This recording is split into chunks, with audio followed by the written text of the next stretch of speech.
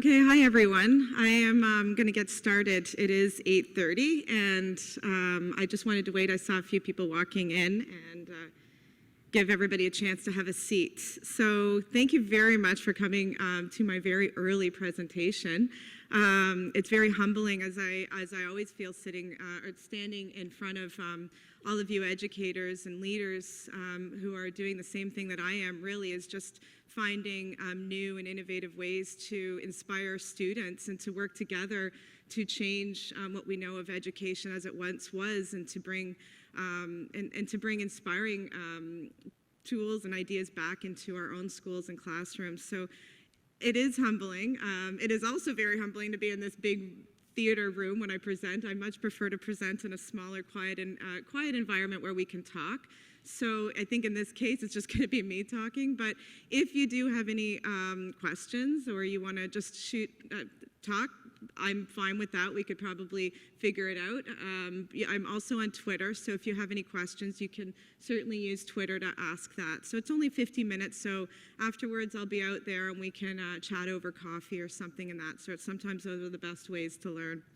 But my session today is actually called Bring Back the Makerspace, because we're viewing Makerspace as something that is so new, and I would actually argue that it isn't as new as we think, and that I think that the idea of Maker is actually going to bring back a lot of really talented educators who've been somewhat intimidated or who have felt alienated from education, especially some of our older educators who haven't enjoyed some of the technologies that we've all been using. And I think the Maker is going to bring back some of those inspiring people and feel very engaged, especially into what we're doing.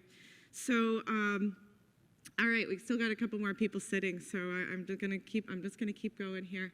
When I do talk about maker culture, and I will be saying the word culture quite often, and I'll be sharing some definitions of maker spaces, I want you to want you to think of maker spaces as a little bit different or wider or deeper than just the tools or the programs we're using, the apps. And while I am going to be sharing some of those things with you today as well, and I do love the tools and apps, I've always embraced technology in the classroom, but I think that the maker culture in itself is more about empathy. And if you ever look at the idea of design thinking, you're going to see that it starts with empathy, and it starts with having kids and our learners and our colleagues understand that the maker culture goes much deeper than the kits and the apps. And so I think that when you look back, it really, for me, it's about looking at the wants and needs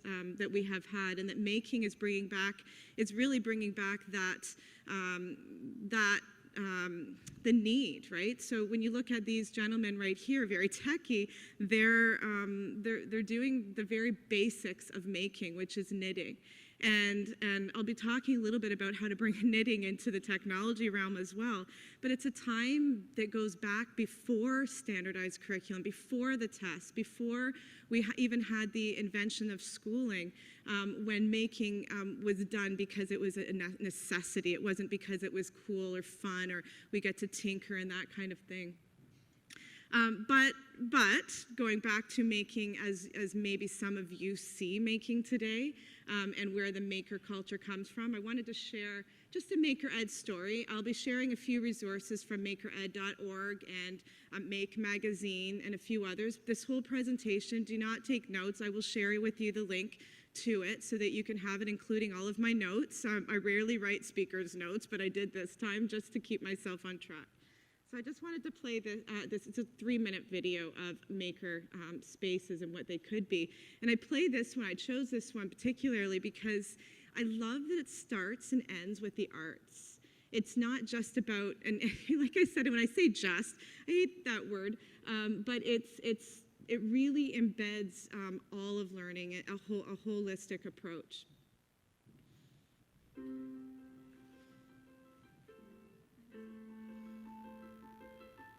I always hear like big noises in a room, and you hear a bunch of hammering and then building and drilling. One time I was hammering something, and then I was like, wait, this is a good beat, and so I started hammering random things in my lab.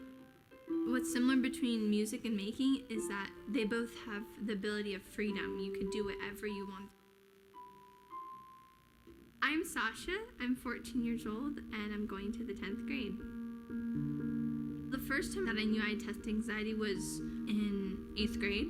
It was our midterm for English, and I studied really hard for it, and I just remember sitting down at the test, my hands were shaking, and I just was freaking out, and then got a really bad grade.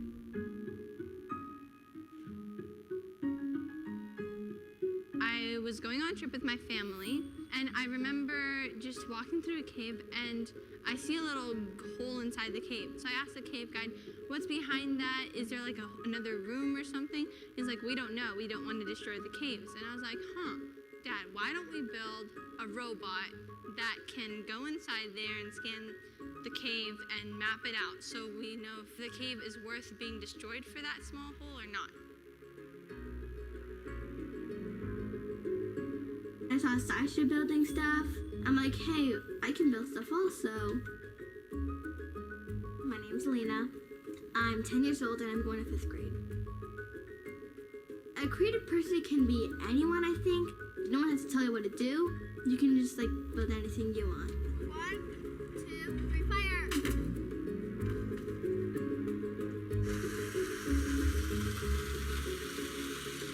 Right now, my mom just gave me a VCR player, and it was all broken. And right now, I'm trying to take it apart and understand the components. My name is Kai. I'm 11 years old, and I'm going to 6th grade. This is like a big problem to me. When it gets overly hard, I feel like it's not going to be possible. I don't give up because I always know if you just keep trying, you'll get it one time at least.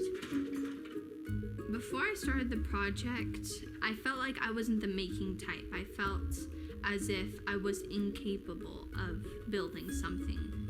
After I built the project, I felt stronger, and that boosted me up and saying, hey, you know, I can actually do something.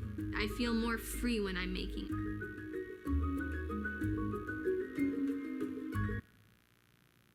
I personally, that comment, that about being capable, or I didn't feel capable, and I think that's what a lot of us adults feel when you walk into a maker environment where there are so many different tools and apps and ideas, and we can't know it all, right? We can't invest all of our time in all of the things that incorporate a makerspace, and I can understand how she feels. But we got to remember that Maker is an approach. Here at the conference, I do urge you to talk about this approach, especially because it seems to be a buzzword, and how it's connected to learning at a deeper level. What making really means for the learner and the teacher, and how it fits into other pedagogies. But defining making as in terms of the tools or the disciplines it's insufficient. We need to look deeper at that, and that's the point that I really wanted to drive home today. So when you look, in thinking of education as it is in the 21st century, and the methods that we're using, for those of you who missed the introduction, I am a teacher in Ontario, and many of the pedagogies that the Ontario Ministry is advancing and is encouraging and supporting us teachers are some of those that I've decided to touch on. And when I look at all of those approaches, they all seem to center to me around a maker culture. It isn't one or the other. Inquiry and project-based, problem-based are nothing new, or those are things that we're all using in the classroom. It's just part of, again, inquiry. Learning at home is always a big one. There's lots of things going on, or lots of conversations going on about homework and what role homework has. But when you just look at that Maker video, how much of what you saw were students learning at home? And I think that's come back. I think that real learning at home used to happen before the invention of school. That's where kids learned, that they made with their mothers and their fathers in the workshops and the kitchens, and they learned those basic skills because they had to. And I believe that we're going back into that frame of mind back at home. And and even when you look at mindfulness and you look at life balance and mental health and physical health, these are all things that we're talking about in education, but we're all bringing those into also the maker culture. It's not one or the other. And I think, again, game-based learning, maker. And so whenever you're thinking of your own pedagogies in your classrooms or schools or districts, and you're looking at those visions that you have, how are those visions centered around a culture that is enabling, right? It's allowing students to feel worthy and to feel that they have opportunities. So just something to really think about. And I believe that too, that when the teacher is the facilitator, we do have to know how to make to a point. We don't have to be an expert at all these tools we're bringing back into the classroom, as we've all realized. We've had to learn along with the students. But when we're going through some of these ideals and we see all these examples of classrooms from across the globe changing their environments, right? Where our environments themselves are resembling back to what I just finished talking about, that home environment, right? It keeps going back to the home. Going back to that time and when those were necessities. And we're transforming our spaces into spaces of beauty, not just a classroom, right? Education is changing. We know that. It's the role of that classroom space is changing. And we now have these quiet spaces, places for comfort, places for collaboration. So thinking about as we're finishing off the school year here in Ontario, and we're looking already into September, and how could you take some of these ideas and spaces and transform your classroom? So I'm just gonna, when I talk about all of these examples, at the core for me and my colleague Christy Luker, who's sitting here somewhere as well, is what we've really come to realize it's bringing back what many First Nations consider foundational worldviews. And I think people may find that odd that I'm talking about maker spaces and then bringing this into Indigenous principles, but it is our prerogative to do so, especially now when we're starting to look at ideas of reconciliation in education and what we want our students to be valuing as for themselves, valuing themselves. But it's what guides my teaching and has fully enabled myself and my colleagues to be able to implement a makerspace classroom. So when I share the definitions and the research around makerspaces, I really want you to think and embrace around that emotional and social aspect, and to think about the learning environment as well and how we bring those in. So here you see an image of our classroom kitchen. And it's our gathering spot. And here is where the students every morning, it's part of morning practice to make the tea and share in conversations. So if you've ever heard of any of the research about tea circles and collaboration, and I mean, it's fascinating, and I will add that into the presentation if you want some of the links. But students could always contribute to some sort of meal. And that starts the making culture. So they bring in something. We have a crock pot. So here it's actually, I think you'll see in a minute, it's smoothies. But they'll bring in a meal and they contribute. And it's intentional to give them time to feel that sense of security. Because as you know, when you're going into an environment or a making where you've got a tool in front of you, it's pretty scary and there's a lot of risk. And if you can take that anxiety, that feeling of worry and stress away from the student through healthy foods, through helping the mind and the body, that other part becomes easy. So making always starts in the kitchen because we believe that food is what connects families. So when you talk about the home and school connection, it doesn't always exist. And in our environments, for many of us working in inner cities, working with special ed, we don't always have that at home and school. And we do stress the home and school. Research says that. But I guess my impression has always been, well, why not bring the home into the school then, if we can't do it the opposite? So here's where we believe that the development of the community of learners we have allows the students to take risks and be mentors and so on. So that's where we're just doing our smoothies there. I'm going to make a case today that a successful maker culture within the school or library space, and we'll call it distributed. I'll share these definitions in a minute.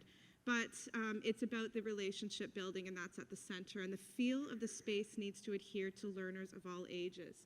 So again, throwing out the idea of innovation, we teach in environments where we teach our 7-year-olds, 1 year, 8-year-olds, or 9-year-olds, and so on. But in a maker culture, the age isn't always relevant, and that you would be having adults and high school students and middle school and junior and primary sometimes working together.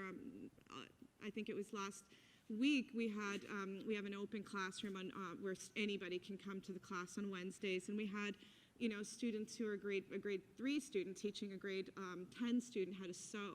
So that age part of learning, it's very different in a makerspace environment, and I think it's really taught me a lot as a teacher. So in order to bring the philosophy or pedagogy in the mainstream, though, there needs to be a deeper context, as I've mentioned. So the learning needs, this is again, if you've ever done any research on design thinking, it's all wrapped around the concepts of design thinking. So by any name, the makerspace itself is a place to explore and create. And so despite, even though the name, that you hear it all, I do not believe it is in the dictionary yet, because it comes from another term. Does anybody know what the term where makerspace, it's up here, it's maybe it isn't up here.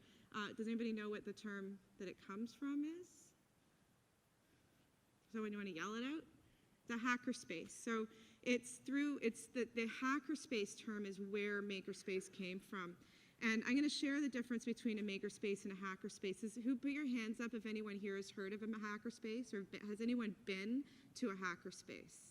Okay, interesting. Okay, so it's becoming a widely recognized word. It's just not quite in the dictionary yet. And so this is supported by a great deal of research, and you'll hear me reference John Burke, who's author of Makerspaces, A Practical Guide for Librarians. And I like the research he's done, because he similar to my perspective, that it's whenever making happens, that is a makerspace. And so I think that I'm going to throw it out there, that you probably run in your classrooms. We probably already really have run makerspaces to some degree. We just now, what we need to look at is upping that makerspace into a 21st century environment where we're using some of the tools and the problems that the students can be interested in. If that's,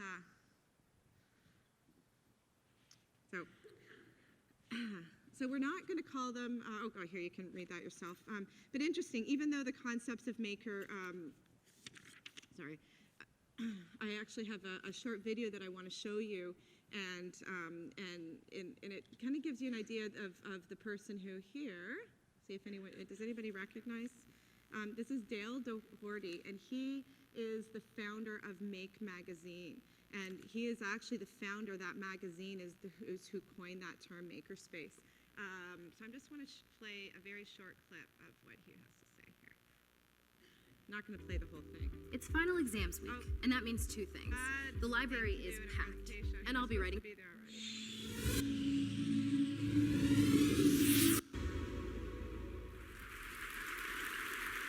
about that. I'm going to have a pretty simple idea that I'm just going to tell you over and over until I get you to believe it. He's like the founder all of us of makers. are makers. I really believe that. All of us are makers. We're born makers.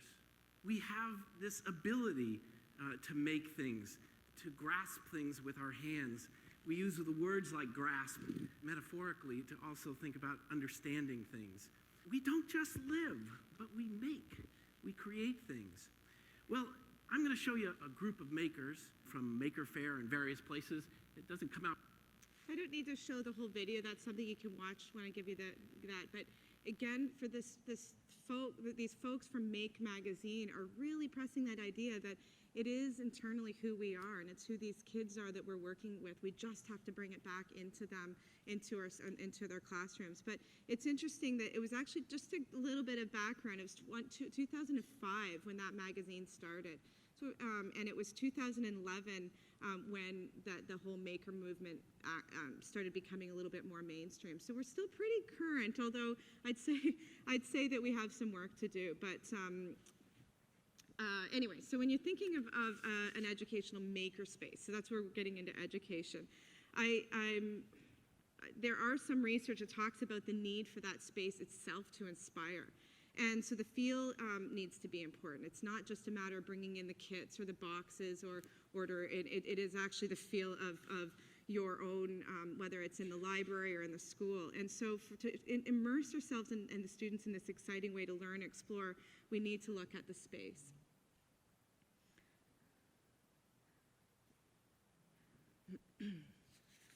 So in this article, as they note, as I do, that the Makerspace does have the potential to revolutionize the way we approach teaching and learning, but as these folks do in this magazine, they talk about space again. And so I don't need to, I'm going to keep reiterating that space, and I'll show you a short video of the space, the maker environment that we're in, but you want to think about the space and not just the tool here. So here's just a couple I just grabbed. These are classrooms I just grabbed right off the internet there. So Chris Anderson book, in his book, right here, Makers, it's one of my favorite quotes because he talks about that really making is about empowerment. And so, like, I'm sure that everyone here has made something, whether or not you define yourself as a maker or not. Is there anyone here that is a maker? I'm just kind of curious with hands. Do you see yourselves as knitters or sewing or chefs or gardeners or any of that? So, so as he talks, we're all makers, and it's not just about workshops or garages, or he even refers to it as man caves. But if you love to cook, you're a maker. It's those kinds of. That's where I keep bringing up the culture and bringing that in. I think it's interesting how many people say they'd never been into a makerspace, but still define themselves as makers. Okay, so here we get into hackerspace versus makerspace. And so the term, they really are the same thing in a sense, although the history of the maker-hacker are interesting because these spaces focused in the past just on a small group of individuals, whereas today the makerspaces are becoming a lot more mainstream. The crowd, the demographics are bigger. And I actually heard a really interesting comparison between the maker spaces of today and how they've adapted and changed to the gym, right? The fitness center, and how at one point the fitness center or the gym was really geared towards someone who, or towards bodybuilders or men that were doing it, getting in shape. This is many years ago, and now it's very mainstream. But if you actually parallel maker spaces and gyms and fitness centers, it's kind of interesting, really, because it's similar, right? They're shared spaces, all ages, all abilities, all people going in and using a variety of equipment that's modified and accommodated, and that is that people go to where they want to go, when they want to go, and so on, right? It's a similar concept, just the tools themselves are very different. I just thought that was an interesting parallel, but the concept of hacker spaces did start in Europe as a collection of programmers, so it really did fit into the technology aspects of our learning, and then it grew into a physical space. But they changed the term, and I was even using the term a lot of time, but people got uncomfortable with the term hackerspace, so that it really is just changed to a makerspace because of the connotations towards what hackers are. So just something kind of interesting to think about. I know that some of you all know this, but you never know who you're presenting to, and I thought it was valuable just to really go over some of the terms that you hear that are associated with maker and to know where they came from. And so STEM, can you still hear me because this thing has fallen down? So STEM is the acronym, was used first by the National Science Foundation, and it was to update the word SMET, which was Science, Math, Engineering, and Technology. But they apparently it changed into STEM because it sounded too much like smut, the original. So I thought that was kind of funny. And so now science, technology, engineering. And then a lot of us, this is one of the ones that I seem to see more often, I'm sure you do, is STEAM. And so this was first used again, this was used as in a way to bring in the arts, right? That A brings in the arts, and it kind of just plunked it in there. But whereas this, I personally didn't know this existed, and yet this comes right out of the University of Toronto. A fellow by the name of Steve Mann, he's a director of the Digital Eye Glass Laboratory. So he was trying to change the STEM focus, believing that the current curriculum of engineering, it places too much structure on one thing. So he coined the term DASTEM to denote design, art and science and sustainism, technology with engineering, environment and enterprise, so not just engineering. And then the math, he added in music and musicology, which is again wider than just that STEAM approach, which I like his description. So he describes it as a tree-shaped thinker, or a person with tree-shaped skills that have broad-reaching roots combined with deep-reaching roots in many fields of study. And he references visionaries like Albert Einstein or Leonardo da Vinci, thinking like this, that we can go all over. And then that goes with our learning. And that goes back to what we were just mentioning a little while ago, is that it's not just about one way of learning, it's that mindset, right, that we've talked about. So just this morning, I've had several conversations with people who are bringing in makerspaces in their classrooms or their schools. So I think it's important to define the different types of makerspace. So there is a dedicated makerspace where I think that we, maybe many of us experienced a dedicated makerspace, because not only was it, see if anybody can get where I'm going here, not only was it promoted and did we actually have teachers that worked there, but it was actually part of our report cards and our curriculum. Can anybody think of where I'm thinking? In middle school, in Ontario, shop class, home ec, I mean, all those things did exist. They were dedicated, and not only they were dedicated, that our government, our ministry supported them. And I'm going to argue over and over that we need to bring that support back. And while yes, it gets into the classroom, we need to have some of the experts and technologies back into those classes. So who here's like me and actually had maker spaces all through middle school? So, and who here's like, is there anyone who agrees that that was a big loss for us to get rid of some of that? Okay, just making sure we're on board here. So the distributed model, I think, is where most of Ontario and elsewhere are using. So that's where you get into the idea of bringing it into a library. You can still be in one space, but you're distributing what you're doing, your leadership, your people, your PD all over, right? They can come in and do it. So it could mean that you have a 3D printer, it's central it's somewhere. It could mean that you have one green screen in your school and people are using it all over. I saw examples of where people had some stuff in the hallways and they were using it. It could be a recording studio in the classroom, that kind of thing would be considered distributed. And then, of course, mobile. We have mobile makerspaces. Does anyone here have carts where they have their computers on or their iPads? There are ideas, I read an article where they had think boxes. And so they just put a whole bunch of things in boxes for students to just open up. They're wonder boxes, I guess you could say, and then having the kids just make what they think they can make. And that would be an example of mobile.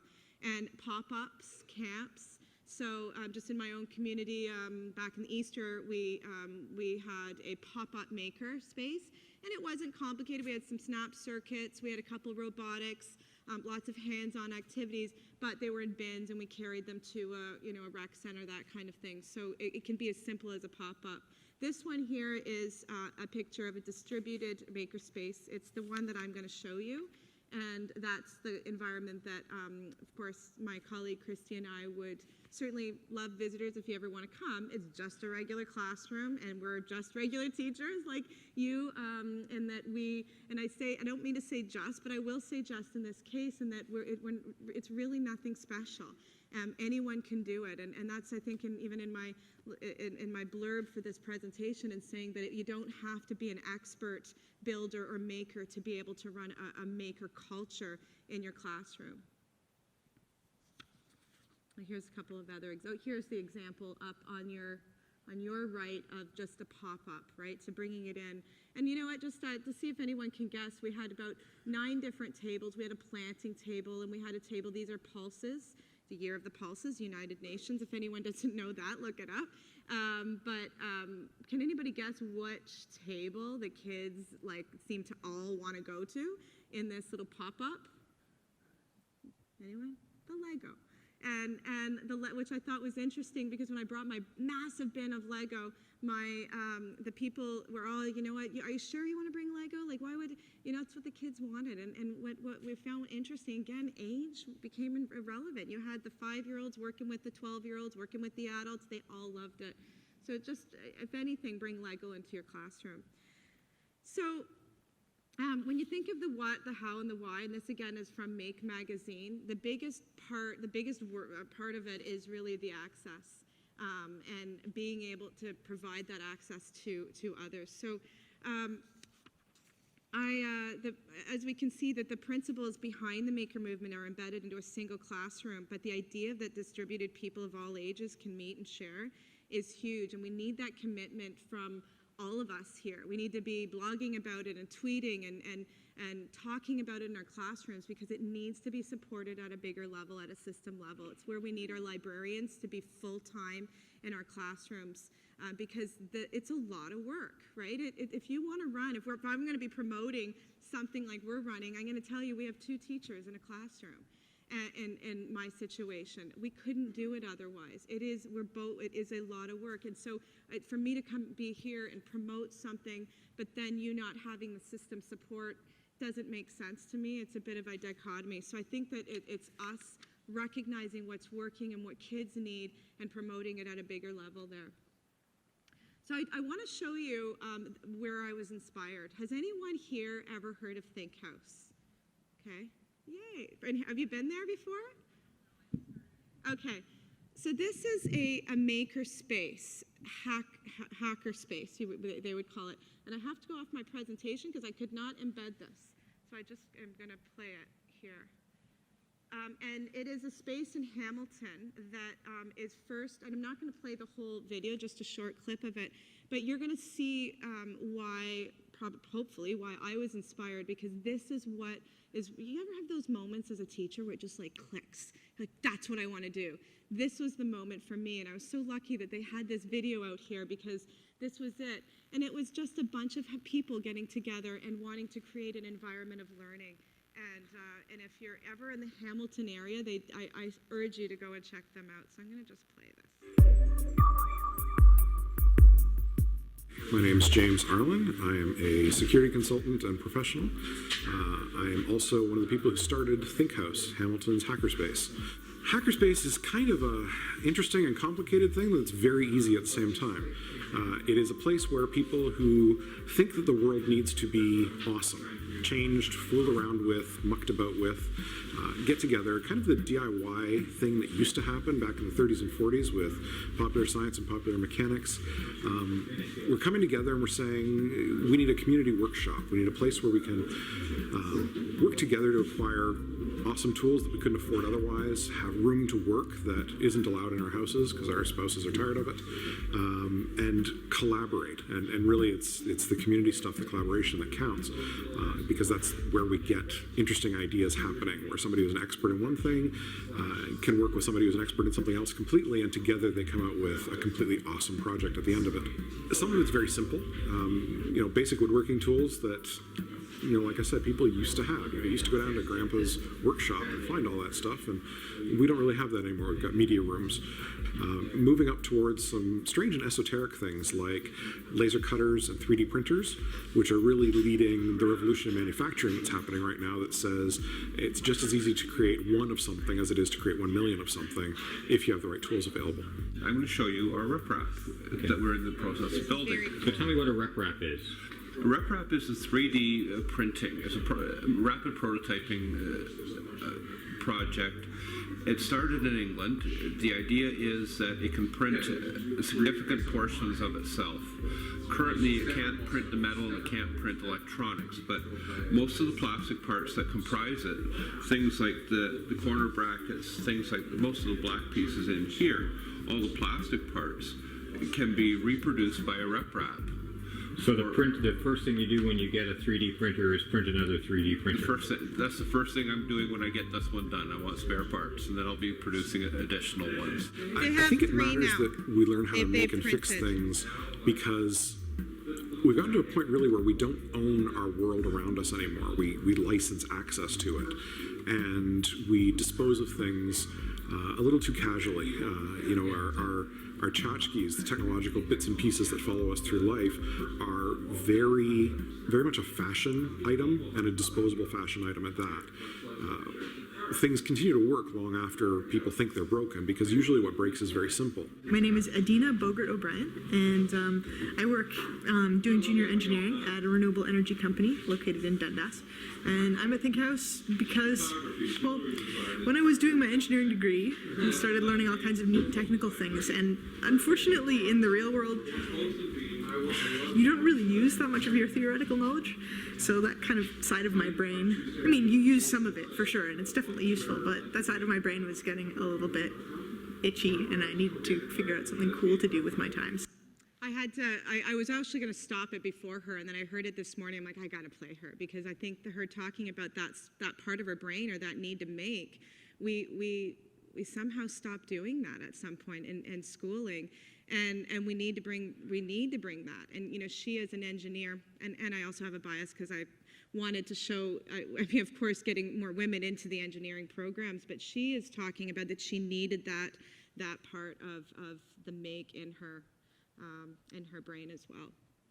So anyway, they do have a open house on Tuesdays where anyone can go and visit, and at the open house you can use all their equipment too. So very quickly, I just wanted to go over the concepts behind a lot of you have heard of, or maybe you haven't, but of Seymour Papert, and it's that philosophy that talks about making, that constructionism. So it's the application of the constructivist learning principles of hands-on learning. So maker education is a branch of the constructivist philosophy that views learning as highly personal endeavor. It requires the student rather than the teacher to initiate a learning process. So the philosophy of learning teacher acts as a guide. And does this all sound pretty familiar of what we're all doing already? Most of us anyways.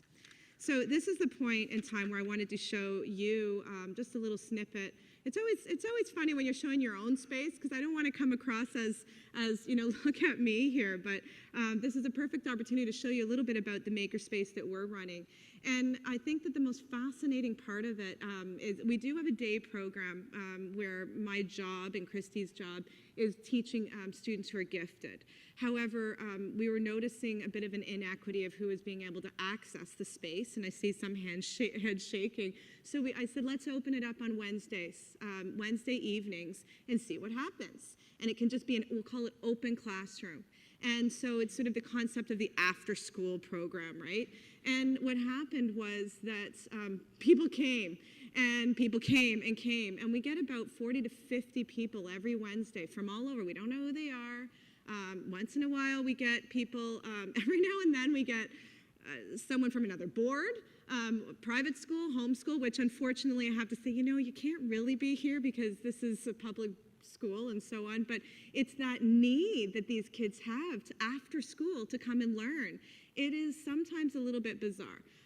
It's really fun to be there, but the type of environment it is that it's they're directing their learning, and what we do is we just provide the tools all around the class, and sometimes we have a certain focus. It might be robotics, the focus might be knitting, it might be cooking, it might be, whereas even if with that focus, they're all working on. So I'm just going to show you just a very short clip just for time, but again, this is all on the, I will send the link out, sorry. I'm not good with multitasking here, so.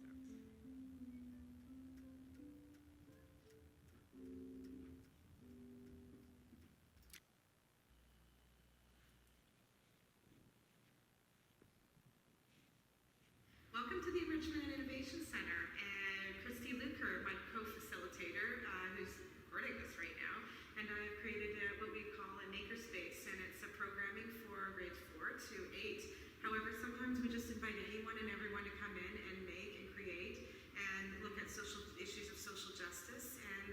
to invite you in. So come on in and let me show you around. So fast forward almost 10 years, 2015. What does innovation and engagement in education look like now? At the Enrichment Center, the HWDSB, it is a combination of many ideas of the people around us, the many pedagogies and tools. But I'd argue that the innovation is how classroom is designed to meet and inspire a diverse group of learners through universal and personalized learning strategies. My colleagues and I wanted a space to be centered around 5 main themes: the arts, social justice and UN global goals, critical literacy and maker and creative spaces, STEM, and finally health, spirit, and body. The room would be set up in small learning spaces, similar to what we see in kindergarten classrooms, where students can interact or even just find solitude in themselves.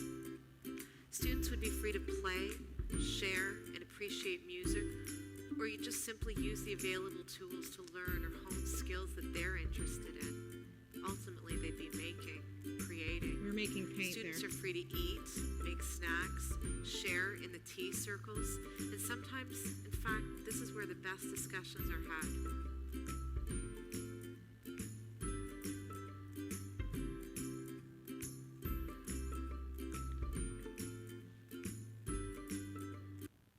I'm just going to stop it there. Again, that's on there, but it does go on to share a little bit about what happens with some of the tools that we're using at the space, and shows some of the kids sewing and so on. So some of the tools that I'm using at the space, just to give you some ideas: snap circuits. We're using Arduinos with breadboards. We have a bank of Raspberry Pis, and I'm going to throw this out there because even when I do this, my stomach gets a little queasy. Like, I'm like, okay, this is a lot. But it's because the learning curve is a lot. Raspberry, and I'm going to give you a little bit of the reality of it too, is that, you know, some of these tools take up more time than what you have to give. We have a 3D printer, a MakerBot, which we've had a couple of years, knock on wood, and we haven't had any issues. We really like it. Some of the other ones, again, the snap circuits are something the kids love. I don't know really if they're learning a lot with it, but it's like with the snap circuits, but it's something that we have out there that does teach that primary aspect of circuitry. It wouldn't really be embedded into any of our lessons, but Tinkercad, a lot of the knitting programs are out there, Little Bits. Sewing is a big one. Has anyone ever seen any of the newer sewing machines out there? Right, and bringing in sewing as well into the tech aspect is fascinating, where they can start using conductive thread and so on. I just want to quickly show you that just because how do you assess this kind of environment? Every day the kids would have access to a link which would lead to a Google Doc or a Google slideshow, and that is key. And a lot of you think, well, what if they don't have accounts? Or, you know, right? I make the slideshow open so that anyone can access it. I'll close it later. But if you make it open and anyone can access it, like I will do with this slideshow, and you just shorten the URL, then the kids, and you just write the URL on the board, or you give them a piece of paper, they're all responsible for 2 or 3 slides that day where they screenshot, they take pictures of what they're doing, and they talk about what the purpose or what the meaning is. There's your assessment, right? There's a bit of an accountability, and every day they can have this.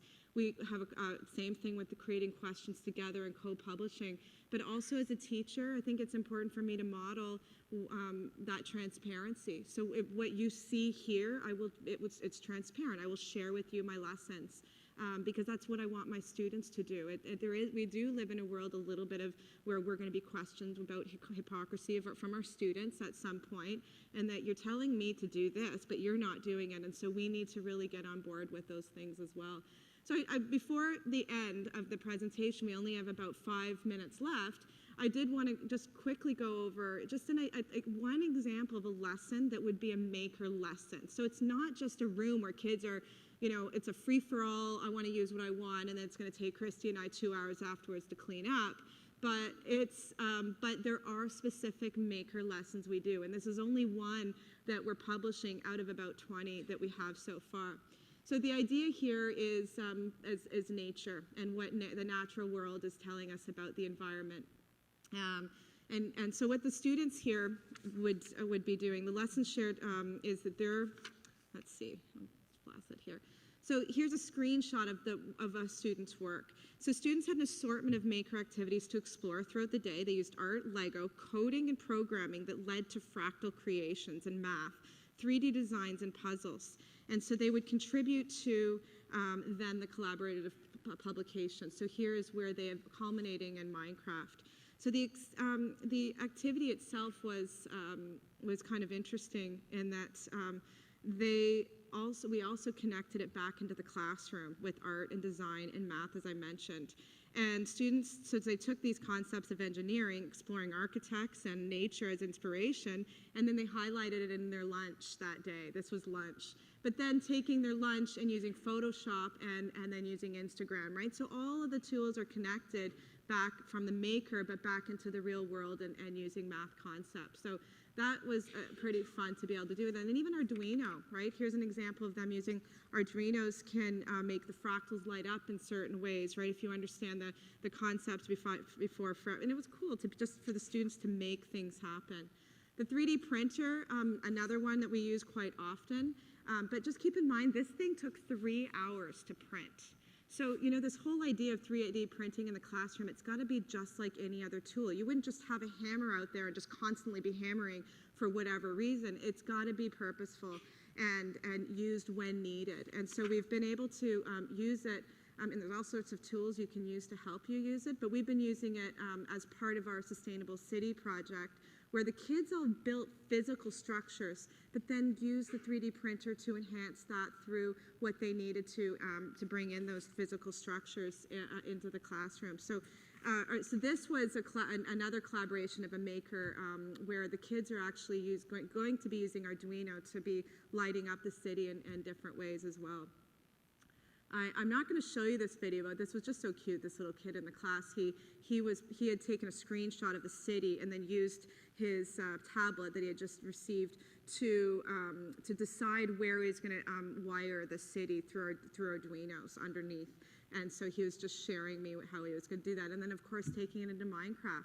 And I'll tell you, some of the kids had to start in Minecraft because that's where the thinking took place. And then some of them ended in Minecraft because then they could take that build and then rebuild it in Minecraft with more detail, which was absolutely fascinating. And some of them, if you've ever used, there's apps that you can use where, if you can see right here, this is a build of a school. And then you can use the Augment app to actually create the augmented reality, so the students can do that with the things that they're building. So here you got Google Maps, you got Photoshop, you got the augmented reality, but all combined into one. And then again, bringing in the screen aspects of it. This green screen costs $25. It's just from the dollar store, something like that. You don't need to buy a big, huge greens. It's perfect green, this green. I've tried many greens, so if you don't have it, but it comes off. Right now, it's not even up in our classroom. You can only allow so much paper up at one point, apparently, in your classrooms, but it comes up and on and off easily, and it's cheap, and you put it wherever you want. So, I mean, it's one of the best things to have. Don't have one spot in your room where you can green screen it. And the sewing machine is, there we go. I had to make sure I had that. I wanted to just share very quickly the sewing machine here is a 25-year-old sewing machine from my mom's basement. And bringing it in was one of the best things we do. It's so inspiring to watch kids sew. We had a kid on a leave with a whole outfit. Parents, and as I said at the beginning of the session, it's bringing back people who've already done this, who've somewhat been disengaged. And I'm talking about some of the people in education. So bringing them back into the classrooms and teaching the sewing and the knitting and some of the skills that are being lost, that kids we don't want them to just go into high school not having known if they like it or not. We need to bring these into elementary and middle school. But the sewing machines are absolutely fabulous, what you can do with some of the conductive wires right there. And I've put a couple of videos on there for you. This actually, happily, is pretty much the end. All of these are just resources for you that I'm putting in there and looking at different aspects that you can have when you're diving into your own idea of learning using ed camp. So all of this, you don't know it all, but bring in some of your colleagues, bring in some of the people that do know it, some of the students, and have an ed camp style. Some of you have been there. This is the last slide. Actually, it's not. There's one more, but it's just a quick quote. But it's just making it inclusive. It has to be inclusive, and everybody's starting point is different. We're all starting we don't even know yet. It's so new that we don't know a baseline of what makes a good makerspace. These are just my ideas, I guess you could say, and some of the others, but I don't know either because it's so new. And we have to be messy, and we have to be trying and risk-taking. The thing that's always helped me is to have a principal or have an admin or a superintendent that supports it and that supports that risk-taking and that says, go, yes, this is great, and gives me that empowerment, but making it inclusive for all people to enter at different points in the day or in the learning process. So again, just resources I want to throw. And I'm going to end again like I started, in that the way that I think our schools, our classrooms could practice good pedagogy is bringing in these principles of Indigenous, and that what was once, before we even started some of these standardized curriculums, that we are bringing back. We just aren't really saying we are, but we are. And here is noted right in a current document, our words, our ways. It's in Aboriginal, the world reflects the power with rather than power over. And it's the image, it's that concept of circle. And again, it talks about that face-to-face leadership and how learning is distributed. And in makerspaces, that's what it needs to be, is distributed. And that's what we all are doing, kind of, is distributing our learning here at this conference. So I thank you very much. I will put this presentation up on Twitter for you, and I will be out there in a bit if you want to chat or anything. And I, once again, feel humbled that you actually sat here for 50 minutes and listened to me. So thank you very much.